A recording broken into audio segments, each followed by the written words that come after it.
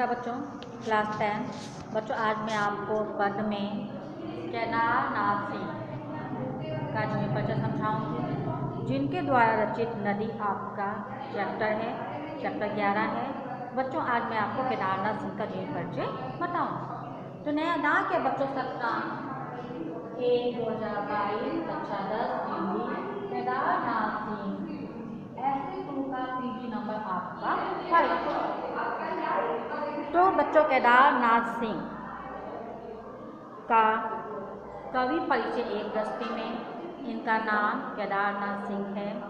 जन्म इनका 7 जुलाई 1934 ईस्वी में हुआ था। स्थान इनका चकिया बलिया जो कि उत्तर प्रदेश में है। शिक्षा एमए इन्होंने हिंदी से की थी और उसके बाद इन्होंने पीएचडी काशी हिंदू विश्वविद्यालय से किया था। संपादन था इनका हमारी पीढ़ी, लेखन विधा, कविता, निबंध, कहानी।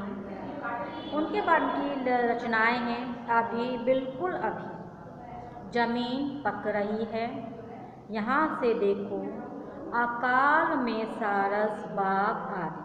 ये इनका कविता संग्रह है।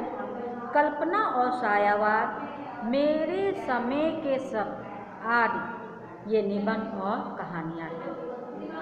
इनका निधन हुआ था 19 मार्च 2018 को। साहित्य में स्थान, काव्य साहित्य के आधुनिक कवियों में केदारनाथ सिंह का महत्वपूर्ण स्थान है। अब आता है जीवन परिचय। तो केदारनाथ सिंह का जन्म 7 जुलाई 1934 ईस्वी में चकिया यानी बलिया जो उत्तर प्रदेश में बलिया जनपद में स्थित चकिया नामक गांव में हुआ था। इनकी प्रारंभिक शिक्षा गांव में हुई थी। उसके बाद इन्होंने बनारस विश्वविद्यालय में इन्होंने अध्ययन किया और यहीं से 1956 ईस्वी में इन्होंने हिंदी से एमए किया था और उसके बाद इन्होंने डॉक्टर यानी कि पीएचडी की उपाधि प्राप्त की। इनके कार्य क्षेत्र का विस्तार जो है वो महानगर से ठेठ ग्रामांचल तक है। ये Uday Pratap college Varanasi, saint Andrews college Gorakhpur में जो है, उदित नारायण कॉलेज जो पंडरौना में है, गोरखपुर विश्वविद्यालय जो कि गोरखपुर से है, इनसे ये संबंध रहे। कहते हैं जवाहरलाल नेहरू विश्वविद्यालय नई दिल्ली में प्रोफेसर और अध्यक्ष पद से सेवानिवृत्त हुए। यानी कि जवाहरलाल नेहरू विश्वविद्यालय में ये प्रोफेसर के पद पर नियुक्त हुए और अध्यक्ष पद से इन्होंने सेवा ग्रहण की, यानी वहाँ से इन्होंने सेवानिवृत्त हुए। और सरस्वती का संपादन करने वाले केदारनाथ सिंह का निधन सन 19 मार्च 2018 ईस्वी को हुआ था। इनकी रचनाएं इस प्रकार हैं। अभी बिल्कुल अभी, जमीन पक रही है, यहाँ से देखो, अकाल में सारस, उत्तर कबीर और अन्य कविताएं। और बाग ये इनकी कविता संग्रह है। कल्पना और सायावाद, आधुनिक हिंदी कविता में बिंब विधान और मेरे समय के शब्द, उनकी आलोचना, ये आदि इनकी निबंध और कहानियाँ हैं। यानी कि इन्होंने कहानी, निबंध और कविता का संपादन किया। उसके बाद आते हैं इनकी भाषा शैली। कहते हैं कि डॉक्टर सिंह को अपनी रचनाओं पर बहुत से पुरस्कार प्राप्त हुए थे, जिनमें कुमार आसन पुरस्कार, साहित्य अकादमी पुरस्कार, मध्य प्रदेश का जासुआ सम्मान, मैट्रिसन गुप्त सम्मान और व्यास सम्मान प्रमुख। इन सब सम्मानों से इन्हें यानी कि नवाजा गया था। इनकी जो विधिवत रचनाएं, जो काव्य रचना है, वो 1952 या 1953 के आसपास प्रारंभ हुई थी। और इन्होंने वाराणसी में हमारी पीढ़ी पत्रिका का संपादन भी किया था। और तीसरा सप्तक कवियों में केदारनाथ जी भी हैं। यहाँ जो तीसरा सप्तक कवियों में है उनमें केदारनाथ जी का नाम भी प्रमुख है। और इनका जो पहला कविता संग्रह है वह 1907 ईस्वी में प्रकाशित हुआ था। कहते केदारनाथ जी ने अपने काव्य में ग्रामीण और शहरी समस्याओं को प्रमुख विषय बनाया, यानी कि इन्होंने अपनी रचनाओं में ग्रामीण की हो शहरी हो, इन सब समस्याओं को उन्होंने उसमें दर्शाया है। उन्होंने अपनी कविता में एकालाप के स्थान पर संवाद का प्रयोग किया। संवाद यानी बातचीत का प्रयोग किया है। चुप्पी और शब्द के रिश्ते की सही पहचान इनकी कृतियों में भी दिखाई देती है। कामकाज, घर हाट, खेल खलिहान, गर्द गुबार जैसे शब्दों का प्रयोग कर इन्होंने अपनी कविता को नई चमक प्रदान की। इनकी कविता नारों आंदोलनों से नहीं बन जीवन और विविध संस्कारों से अपनी यात्रा पूर्ण करती है। इस प्रकार आधुनिक कवियों में इनका स्थान महत्वपूर्ण रहा है। जो नदी शीर्षक या जो इनकी नदी कविता है, नदी शीर्षक कविता को माध्यम बनाकर कवि ने मानव जाति को नदी की तरह अनवरत प्रगतिशील रहने की प्रेरणा दी है। जो इनका है नदी, यहाँ पर नदी का मानव जीवन से बहुत ही गहरा संबंध है। नदी में पहले आप संदर्भ लिखेंगे कि प्रस्तुत पंक्तियाँ या प्रस्तुत पद्यांश हमारी पाठ्य पुस्तक हिंदी के पाठ 11 केदार सिंह द्वारा रचित नदी से लिया गया है। प्रसंग में आप लिखेंगे कि नदी का हमारे जीवन में बहुत महत्व है। ये जीवन में प्रत्येक क्षण हमारा साथ देती है।